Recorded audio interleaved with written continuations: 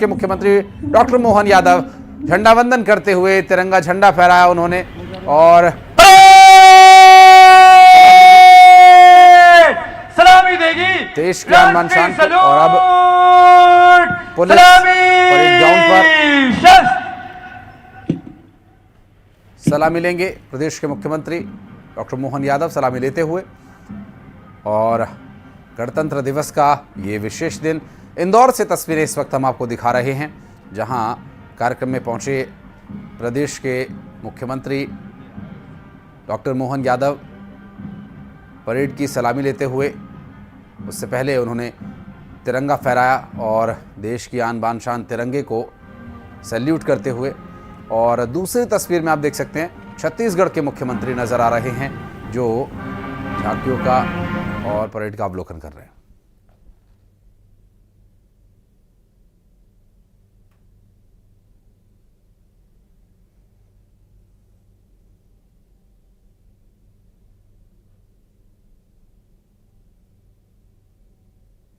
तो दो तस्वीरें इस वक्त हम आपको दिखा रहे हैं, जहां पर एक तरफ आप मध्य प्रदेश के मिनी मुंबई कहे जाने वाले इंदौर से तस्वीरें देख रहे हैं प्रदेश के मुख्यमंत्री,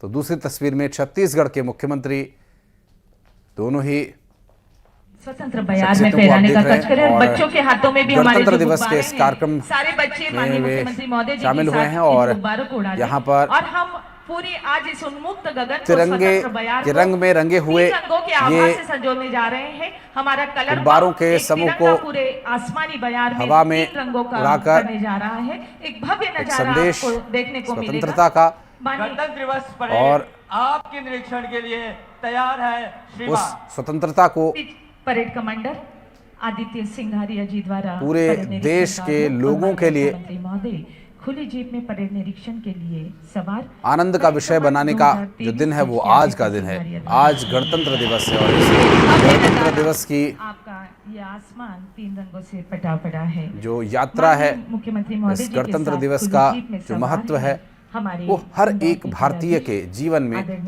हर रोज, हमारे पुलिस कमिश्नर आदरणीय हर समय संतोष सिंह जी और उन्हें काम करने की, सोचने की, बोलने की, 2025 की इस भव्य देश सेवा करने की जो स्वतंत्रता देता है और जो उनके नियम तय किए गए हैं, उस नियम को पंक्तिबद्ध कर एक पुस्तक का रूप दिया गया जिसे हम भारत का संविधान कहते हैं। और भारत के इस महान संविधान को औपचारिक रूप से देश के लोगों के लिए एक कानून के रूप में, एक व्यवस्था के रूप में स्थापित करना गणतंत्र दिवस इसका साक्षी है। और इसलिए भी ये उत्सव और उल्लास का विषय हो जाता है, क्योंकि एक सिस्टम, एक व्यवस्था जिसका हम हिस्सा हैं, उस व्यवस्था को बनाने के लिए, उस व्यवस्था को धरातल पर उतारने के लिए, उस व्यवस्था को सब माने, उसका पालन करें, इसके लिए जो दिन तय किया गया था उसकी औपचारिक घोषणा का वो दिन आज का दिन था। और इस लगभग गणतंत्र दिवस समारोह के लिए 75 से 76 सालों में परेड टुकड़ी देश ने दिला रहा है कि भारत का गणतंत्र एक तरफ कमजोरियों को ताकत में बदला, अपनी ताकत को संदेश में बदला और अपने संदेश को देश की छवि के रूप में स्थापित किया पूरी दुनिया में। और दो तस्वीरें इस वक्त हम आपको दिखा रहे हैं। एक तरफ मध्य प्रदेश के मुख्यमंत्री इंदौर में, तो दूसरी तरफ छत्तीसगढ़ के मुख्यमंत्री अंबिकापुर में मौजूद हैं। मध्य प्रदेश के मुख्यमंत्री डॉक्टर मोहन यादव खुली जीप में सलामी लेते हुए और छत्तीसगढ़ के मुख्यमंत्री विष्णुदेव साय खुली जीप में सलामी लेते हुए लोगों का अभिवादन करते हुए और पुलिस के जवानों का अभिवादन स्वीकार करते हुए प्रदेश के मुख्यमंत्री। मध्य प्रदेश के इंदौर से तस्वीर आप दिख रहे हैं और दूसरी तस्वीर छत्तीसगढ़ के अंबिकापुर से सामने आई है। मध्य प्रदेश की यदि बात करें तो प्रदेश के मुख्यमंत्री डॉक्टर मोहन यादव झंडा वंदन कर अब परेड की सलामी ले रहे और पहले मंच से उन्होंने सलामी ली और अब अवलोकन करते हुए वही क्रम यहाँ छत्तीसगढ़ में भी जारी है। छत्तीसगढ़ के मुख्यमंत्री विष्णुदेव साय अवलोकन करते हुए और उनके साथ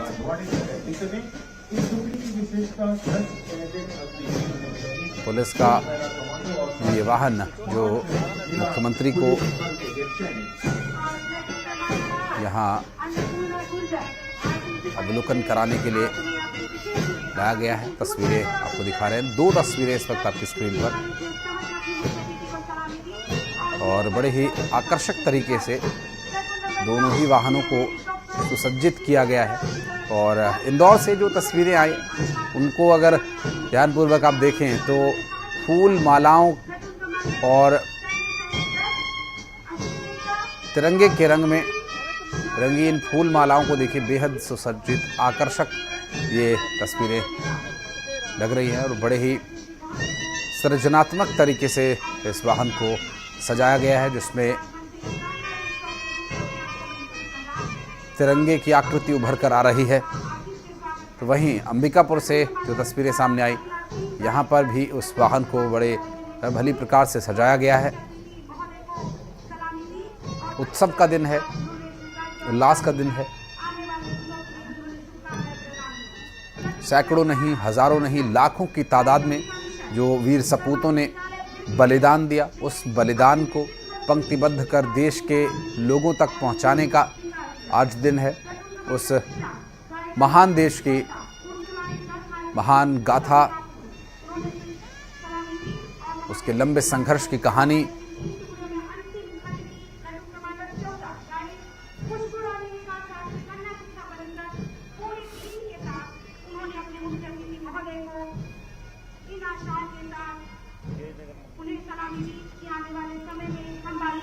और मध्य प्रदेश और छत्तीसगढ़ से 2 तस्वीरें आपको दिखा रहे हैं।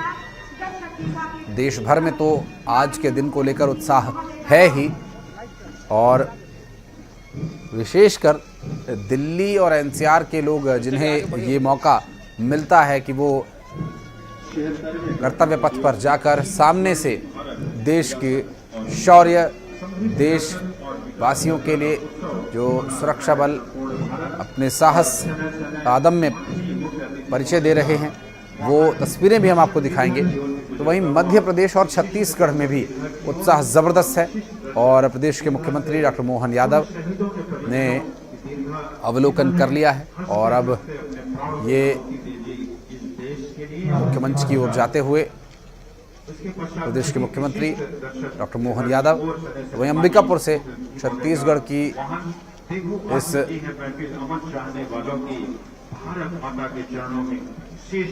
यादगार तस्वीर को देखें जो छत्तीसगढ़ के मुख्यमंत्री,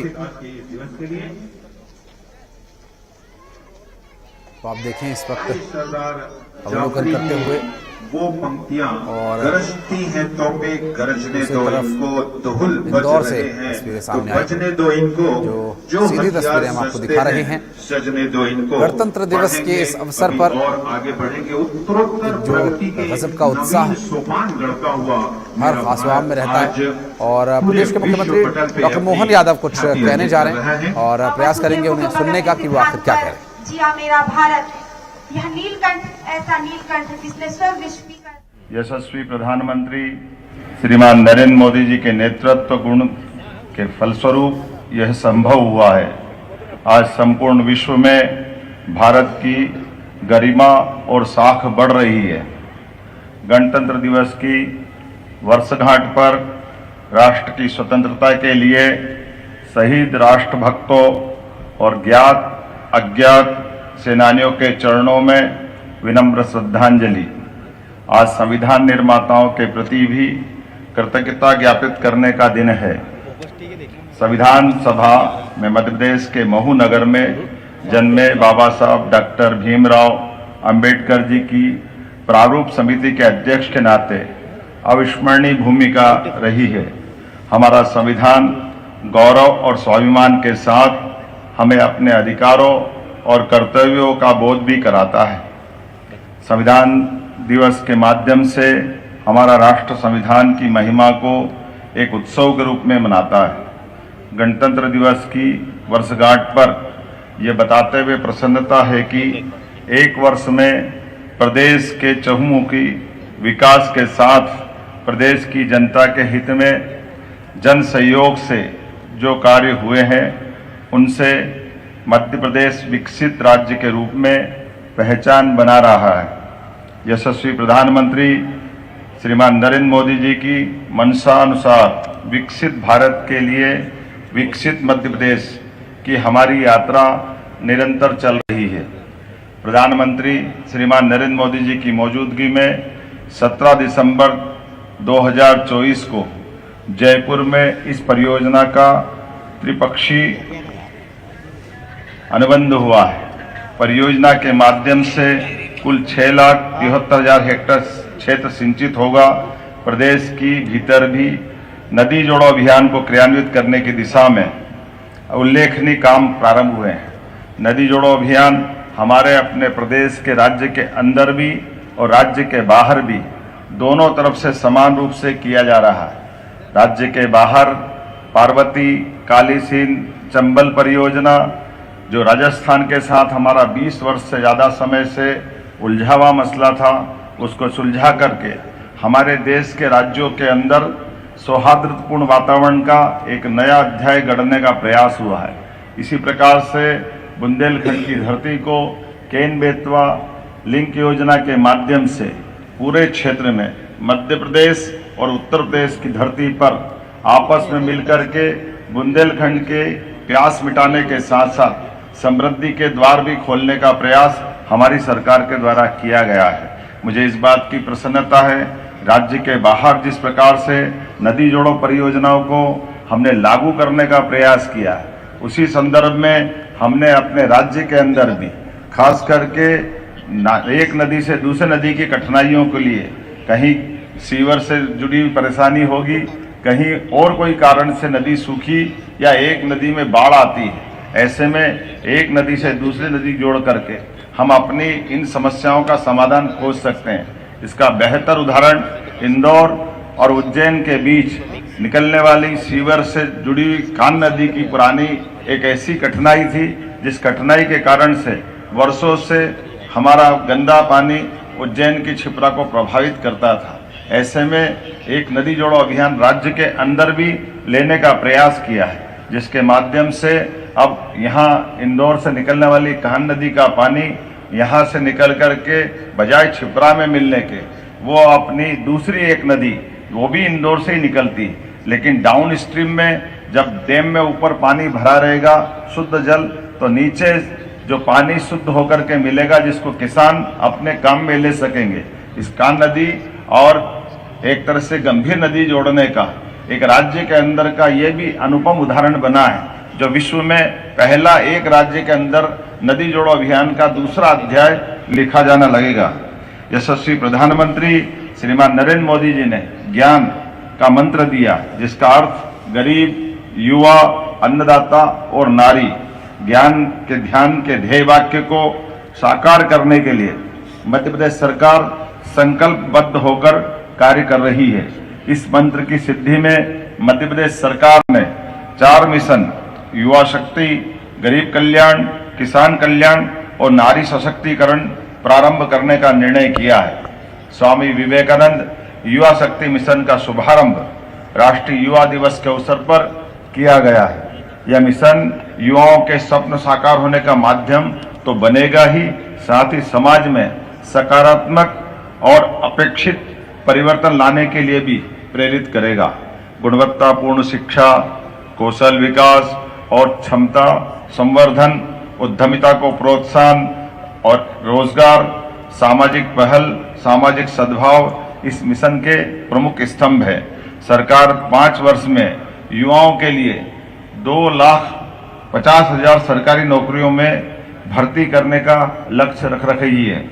युवा खिलाड़ियों के लिए प्रदेश के सभी 55 जिलों में खेल स्टेडियम निर्माण करने का निर्णय हमारी सरकार के द्वारा लिया गया है। गरीब कल्याण का मिशन गरीब और वंचित वर्ग को सामाजिक सुरक्षा, रोजगार और बुनियादी सुविधाएं प्रदान करना है। यह मिशन मुख्यतः 3 घटकों यथा बहुआयामी गरीबी इंडेक्स में सुधार, आजीविका सुदृढ़ीकरण और विद्यमान संगठनों के सशक्तिकरण पर केंद्रित है। आदरणीय प्रधानमंत्री जी के नेतृत्व में गरीबों के पक्के घर का सपना प्रधानमंत्री आवास योजना से साकार हो रहा है। योजना में प्रदेश के 36 लाख ग्रामीण और 8 लाख से अधिक शहरी परिवारों को पक्का मकान उपलब्ध कराया गया है। केंद्र सरकार द्वारा निःशुल्क राशन वितरण योजना को वर्ष 2028 तक बढ़ा दिया गया है। भारत सरकार द्वारा जनजाति ग्रामों में 100% सैचुरेशन के लिए धरती आबा जनजाति ग्राम उत्कर्ष अभियान प्रारंभ किया गया है। इस अभियान में मध्य प्रदेश के 51 जिले के 267 विकास खंडों के 11,000 से अधिक ग्रामों में निवासरत 18,58,000 जनजाति परिवारों की 93,23,000 आबादी को लाभान्वित करने का लक्ष्य रखा गया है। अभियान में 18 विभागों अथवा मंत्रालयों की 25 से अधिक जनहितैषी योजनाओं को चिन्हांकित करते हुए 5 वर्ष के लिए कुल वित्तीय प्रावधान 79,000 करोड़ का करने का योजना बनी है। रानी दुर्गावती श्री अन्न प्रोत्साहन योजना में किसानों को 1,001 रुपया प्रति क्विंटल की दर से अधिकतम 3,900 रुपया प्रति हेक्टर की सहायता दी जा रही है। 0% ब्याज पर अल्पकालीन फसल ऋण के लिए इस वर्ष 600 करोड़ की राशि का प्रावधान किया गया है। विगत वर्ष में किसानों को समर्थन मूल्य पर उपार्जित गेहूं पर प्रति क्विंटल 125 रुपये का बोनस प्रदान किया गया है। मध्य प्रदेश में कृषि उत्पादन में निरंतर अग्रणी स्थान बनाए रखने की जिद है और मुझे इस बात की प्रसन्नता है, लगातार कृषि कर्मण पुरस्कार जीतते हुए हम अपने इस रिकॉर्ड को कायम रखे हुए हैं। लेकिन अब मुख्यमंत्री सोलर पंप योजना अब प्रधानमंत्री कृषक मित्र सूर्य योजना के नाम से हमने लागू की है, जिसके कारण कृषकों को सौर ऊर्जा के लाभ से लाभान्वित करने के लिए प्रदेश में अस्थायी विद्युत कनेक्शन लेने वाले लगभग 1.25 लाख किसानों को सौर ऊर्जा पंप प्रदान किए जाएंगे। किसानों को अधिक दाम प्रदान करने वाली फसलों को लेने के लिए भी प्रोत्साहित किया जाएगा तथा फसल विविधीकरण को बढ़ावा दिया जाएगा। प्रदेश के सिंचित रकबे को अगले 5 वर्ष में 50 लाख हेक्टर से बढ़ाकर 100 लाख हेक्टर करने का लक्ष्य रखा है। दुग्ध उत्पादन बढ़ाने के लिए मध्य प्रदेश सरकार और राष्ट्रीय डेयरी डेवलपमेंट बोर्ड के माध्यम से MOU हुआ है। वर्तमान में प्रदेश के लगभग 6,000 गांवों में प्राथमिक दुग्ध समितियां हैं। प्रदेश के समस्त गांवों के लिए दुग्ध समितियों को गठन करने का लक्ष्य हमारी सरकार ने रखा है। सांची ब्रांड को और मजबूत किया जा रहा है। मध्य प्रदेश में देश के कुल दूध उत्पादन को बढ़ाकर 20% तक करने का भी हमारी सरकार ने लक्ष्य रखा है। सरकार का प्रयास मध्य प्रदेश को देश की डेयरी कैपिटल बनाना है। राष्ट्रीय डेयरी विकास बोर्ड के अनुबंध से राज्य के पशुपालन एवं डेयरी विभाग के माध्यम से सहकारी प्रणाली भी सशक्त होगी। प्रदेश के सभी जिलों में गौशालाओं का सुचारू संचालन होगा। प्रदेश के बड़े नगरों में आधुनिक गौशालाओं का निर्माण किया जाएगा। यशस्वी प्रधानमंत्री श्रीमान नरेंद्र मोदी जी के द्वारा ग्वालियर में 10,000 से अधिक गायों की एक सक्षम आधुनिक आत्मनिर्भर गौशाला का प्रारंभ हम करा चुके हैं। धीरे धीरे करके हमारे राज्य के बड़े नगर निगमों में इंदौर, भोपाल, उज्जैन, जबलपुर इत्यादि स्थानों पर भी इसी प्रकार की गौशालाएं बनाने का निर्णय हमारी सरकार के द्वारा करवाया गया है। मुझे इस बात की प्रसन्नता है, पशुपालकों और किसानों को गौपालन प्रोत्साहन देने के लिए 10 गाय से ज्यादा पालने पर सरकार अनुदान देने का विचार कर रही है। पंजीकृत गौशालाओं में भी प्रति गोवंश मिलने वाली 20 रुपये आहार राशि बढ़ाकर 40 रुपये करने का हमारी सरकार के द्वारा निर्णय किया गया है। इसी प्रकार से मछुआरा बंधुओं को मत्स्य पालन के लिए भी अलग अलग प्रकार की कई सुविधा देने का निर्णय भी हमारी सरकार के द्वारा किया गया है। नारी सशक्तिकरण मिशन का लक्ष्य महिलाओं को आत्मनिर्भर बनाने के साथ उन्हें आर्थिक, सामाजिक, शैक्षणिक रूप से सशक्त बनाना है। मिशन के माध्यम से महिलाओं और बालिकाओं की शिक्षा, स्वास्थ्य, पोषण, आर्थिक विकास के साथ ही उनकी सुरक्षा एवं उन तक विभिन्न सरकारी सेवाओं की पहुंच सुनिश्चित करना है। मध्य प्रदेश सरकार ने शासकीय सेवाओं में महिलाओं को 35% आरक्षण देने का निर्णय किया है। प्रधानमंत्री मातृ वंदना योजना के क्रियान्वयन में भी प्रदेश राष्ट्रीय स्तर पर अग्रगण्य राज्य में शामिल हुआ है। योजना के प्रारंभ से अब तक 42 लाख महिलाओं को लाभान्वित किया है। जननी सुरक्षा योजना में वित्त वर्ष 2024 तक लगभग 6 लाख हितग्राहियों को 79 करोड़ रुपए की राशि का भुगतान किया गया है।